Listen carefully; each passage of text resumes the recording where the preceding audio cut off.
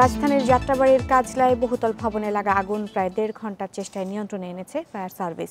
বুধবার রাত ১টার দিকে আগুন নিয়ন্ত্রণে আনে ফায়ার সার্ভিসের ৯টি ইউনিট। স্থানীয়রা জানান, বুধবার রাত ১১টা ২০ মিনিটের দিকে যাত্রাবাড়ির কাজলায় একটি ভবনের নিচতলায় ইলেকট্রিক দোকান থেকে আগুনের সূত্রপাত হয়। ভবনের উপরে ছিল একটি মাদ্রাসা। আগুন লাগার পরপরই ভবনে থাকা সবাইকে নিরাপদে বের করে আনা হয়। প্রথমে স্থানীয়রা আগুন নেভানোর চেষ্টা করেন। খবর পেয়ে সেখানে কাজ শুরু করেন ফায়ার সার্ভিসের কর্মীরা। প্রাথমিকভাবে আগুনের ক্ষয়ক্ষতির পরিমাণ জানা যায়নি।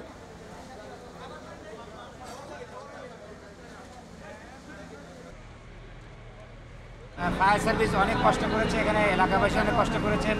ওনাদের কষ্টের কারণে এই মুহূর্তে আগুন নিয়ন্ত্রণে এসছে। বিষয়টা আমরা কেন আবাসিক এলাকার মধ্যে কলকারখানা স্থাপন করার মতো সুযোগ দেওয়া হয়েছে। টিপির গোডাউন ছিল, ওই গোডাউন থেকে আগুনটা লাগছে রাত্রে প্রায় 11:30টার দিকে। আমরা তখন কাজ করতেছি, কাজ সেরে এরপরে দেখতেছি আগুন লেগে করতেছে, পরে আমরা দৌড়ে আসি। ফায়ার সার্ভিস যারা এসেছে তারাও আমাদের জন্য খুব সুন্দর পরিশ্রম করে আগুন নিভাইছে। আমাদের এলাকায় কোনো ক্ষয়ক্ষতি হয় নাই। রাজধানীর মালিবাগ কাঁচা বাজারে আগুন লেগেছে। ভোর 5:30টার দিকে সেখানে আগুন লাগে। আগুন নিয়ন্ত্রণে কাজ করছে ফায়ার সার্ভিসের 13টি ইউনিট। কিভাবে আগুন লেগেছে সে বিষয়ে কিছু জানা যায়নি। এ বিষয়ে আরও জানাতে মালিবাগ থেকে যোগ দিচ্ছেন সহকর্মী সুলেমান হোসেন। সুলেমান, আগুন কিভাবে লেগেছিল এবং সেখানে নিয়ন্ত্রণ ও উদ্ধার কাজ এখন কোন পর্যায়ে রয়েছে? আপনি জানেন যে এখানে মালিবাগ রেল গেটের পাশে যে কাঁচা বাজার রয়েছে এখানে অগ্নিকাণ্ডের ঘটনাটি ঘটে ভোর 5:30টার দিকে। আগুনটি লাগার সঙ্গে সঙ্গে ফায়ার সার্ভিসকে খবর দিলে ফায়ার সার্ভিসের প্রথমে 5টি ইউনিট এবং ক্রমান্বয়ে আশেপাশে যে ফায়ার সার্ভিসের স্টেশনগুলো রয়েছে স্টেশন থেকে কিন্তু ফায়ার সার্ভিসের উদ্ধারকর্মীরা দ্রুতই যেখানে আগুনটি লেগেছিল কাঁচা বাজার চলে আসে। সেই ফায়ার সার্ভিসের উদ্ধারকর্মীরা দ্রুতই ঘটনাস্থলে চলে আসতে আগুনটি ভয়াবহ অবস্থায় পৌঁছানোর আগে কিন্তু আগুনটিকে তারা দুর্বল করে দেয়। আমি যদি আপনাকে দেখায় যে এখন মালিবাগ রেলগেটের পাশে যে কাঁচা বাজার এটি মূলত একটি কাঁচা বাজারের আশেপাশে কাঁচা বাজার এটি হলো একটি টিনের একটি বড় বাজার। এখানে কাঁচা সবজি সহ বিভিন্ন এবং রসুন পেঁয়াজ মরিচ সহ নিত্য প্রয়োজনীয় সব জিনিসপত্র এখানে রয়েছে। এখানে তবে আগুনটি কিভাবে লেগেছিল এখনো কেউ স্পষ্ট কিছু বলতে না পারলেও ফায়ার সার্ভিস এবং স্থানীয় কয়েকজনের সাথে আমি কথা বলেছি। তারা যেটি জানিয়েছে যে এই অগ্নিকাণ্ডের ঘটনাটি বৈদ্যুতিক কেবল থেকে অর্থাৎ বিদ্যুতের শর্ট সার্কিট থেকেই লাগার সম্ভাবনায় বেশি রয়েছে। কারণ কি এখানে যেই কাঁচা বাজারটা আপনারা দেখছেন এই কাঁচা বাজারটা একটির সাথে আরেকটি দোকান লাগানো থেকে একটি দোকান থেকে আরেকটি দোকানে কিন্তু বিদ্যুতের সংযোগ দেয়া। হয়তো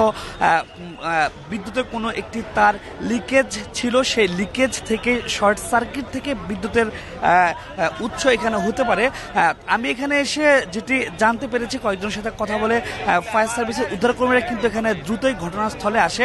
ফায়ার সার্ভিসের গাড়িতে যে পানি ছিল প্রথমে পানির একটু স্বল্পতা ছিল যে কারণে শুরুতে আগুনটি একটু নিয়ন্ত্রণ করতে কষ্টসাধ্য হয়েছিল। পরে যখন এখানে আশেপাশে পানির উৎস পেয়ে যায় ফায়ার সার্ভিসের উদ্ধারকর্মীরা তখন সঙ্গে সঙ্গে কিন্তু তারা পানির পর্যাপ্ত পরিমাণ সরবরাহ পায় যে কারণে ফায়ার সার্ভিসের উদ্ধারকর্মীরা দ্রুতই আগুনটি নিয়ন্ত্রণ করতে সক্ষম এবং ফায়ার সার্ভিসের সাথে স্থানীয়রা কিন্তু অংশগ্রহণ করেছে। আমি যদি আপনাদেরকে দেখা যায় এই কাঁচা বাজারে যেটি রয়েছে এখানে আগুনের ঘটনার কারণে কিন্তু দোকানের সবকিছুই পুড়ে একদম ছাই হয়ে গেছে, অর্থাৎ অঙ্গার হয়ে গেছে। স্থানীয়রা কি বলছেন? স্থানীয়রা যেটি বলছেন যে এটি হচ্ছে কাঁচা বাজার কিন্তু অগ্নিকাণ্ডটি ঘটেছে বিদ্যুতের শর্ট সার্কিট থেকে এবং অতি ভোরে লেগেছে যে কারণে স্থানীয় লোকজন আসলে বিস্তারিত কেউ এখনো কিছু বলতে পারছে না। যে তারা যেটি বলছে যে এই অগ্নিকাণ্ডটি বিদ্যুৎ থেকে লাগার সম্ভাবনা বেশি রয়েছে এবং অনেকেই এটি ছিল এই কাঁচা বাজারটি ছিল সম্পদ। এই কাঁচা বাজারটি পুড়ে যাওয়ার কারণে তাদের যে ব্যবসায়িক যে ক্ষতি হয়েছে আমি কিছুক্ষণ আগেও দেখেছি কয়েকজন ব্যবসায়ী এখানে এসে কান্নাকাটি করতে কারণ তারা সহায় সম্বলহীন হয়ে পড়েছেন। অনেকেই সহায় সম্বলহীন হয়ে পড়েছেন এই অগ্নিকাণ্ডের ঘটনার কারণে যে কারণে কিন্তু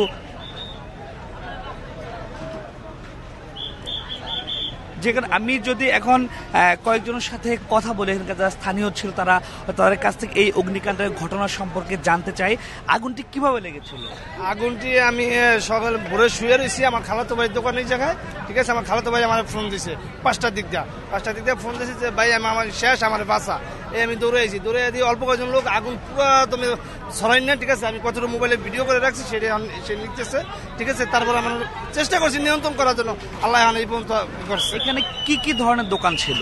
এখানে যে মুদি মাল, ফলের দোকান, ঠিক আছে, মুরগি, কাঁচা বাজার, মানে বিভিন্ন দোকানে প্রায় 350-400 দোকান এখানে। এখানে আগুনটি কিসে থেকে উৎপত্তি হতে পারে বলতে পারলাম না দাদা। আয়াত দেখতেছি যে পুরো তুমি আগুন ধরা, ঠিক আছে। এই আয়াতে এই অবস্থা, কিন্তু কিভাবে লাগছে বা কিভাবে হয়েছে তা বলতে পারলাম না।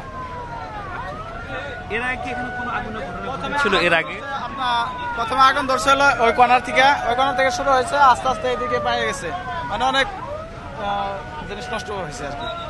প্রথমে শুরু হয়েছে আপনার পশ্চিম কর্নার থেকে, এখানে তেয়ারির দোকান থেকে। এই প্রথমে আমি যখন সকালে আসি আর কি, আমার ডিউটি হলো সকাল 6টার থেকে। তো এসে দেখি এখানে কারেন্টের খাম্বার মধ্যে এরকম ফায়ারিং চলতেছে হঠাৎ করে। আর ওখান থেকে এই যেখানে প্রথম যেই দোকানটা তেয়ারির দোকান, এখানেই প্রথমে আগুন লাগছে। আর এখান থেকে পুরো দোকান ভিতরে কেউ ছিল না, মানে এখানে প্রথম দোকানটা হলো আপনার মুড়ির দোকান থেকে আগুনটা আর কি লাগছে বেশি। ভিতরে কেউ কি ছিল? কোনো লোকজন ছিল? লোকজন ছিল না, এত সকালে কোনো লোকজন ছিল না। কিন্তু এই যে গোস্তের দোকানে মানুষজন আর কি তাদের গরু ছাগল বাঁচানোর জন্য চেষ্টা করতেছিল। ভোর 5টায় আগুন লাগছে আপনার ফলের দোকানের এপাশে থেকে লাইগা আপনার মসজিদের এপাশে যা সব ছড়াইছে। পরে ফায়ার সার্ভিসের গাড়ি আসলো, আস্তে আস্তে নিয়ন্ত্রণ আনলো।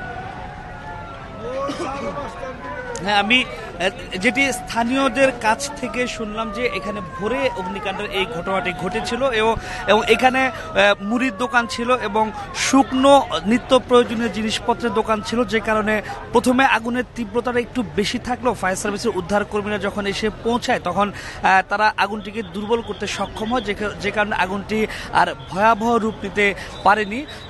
তো এখানে আমরা দেখছি যে ফায়ার সার্ভিসের উদ্ধার কর্মীরা কিন্তু আগুনটি নিয়ন্ত্রণের পথে, অর্থাৎ আগুনটি নিয়ন্ত্রণে সম্পূর্ণ চলে আসছে। কিন্তু ভেতরে আগুনে ভেতরে জিনিসপত্র জ্বলার পরে যে ধোঁয়াটি উঠছে উপরে, আমরা দেখছি এখনো ধোঁয়া কিন্তু রয়েছে উপরে, যে কারণে ফায়ার সার্ভিস উদ্ধার কর্মীরা ধীরে ধীরে তারা ভেতরে প্রবেশ করছে এবং প্রতিটি দোকানে দেখছে যে কোনো দোকানের কোনো মালামাল যদি এখনো ঠিক থাকে, অর্থাৎ অক্ষত অবস্থা থাকে, সেগুলোকে উদ্ধার করার তারা চেষ্টা করছেন। কিন্তু যদিও এখানে 300 থেকে 350 দোকান ছিল, স্থানীয়রা বলছে কোনো দোকানই এখানে এখনো অক্ষত নেই, সবগুলি পুড়ে গেছে এবং সব দোকানের মালামালই কিন্তু পুড়ে গেছে। কিছুক্ষণের মধ্যে ফায়ার সার্ভিসের পক্ষ থেকে একটি ব্রিফ করে ফায়ার সার্ভিস বিস্তারিত তুলে ধরবে এবং ফায়ার সার্ভিসের ব্রিফ শেষে এখানকার সর্বশেষ তথ্য আমি আপনাকে তুলে ধরব।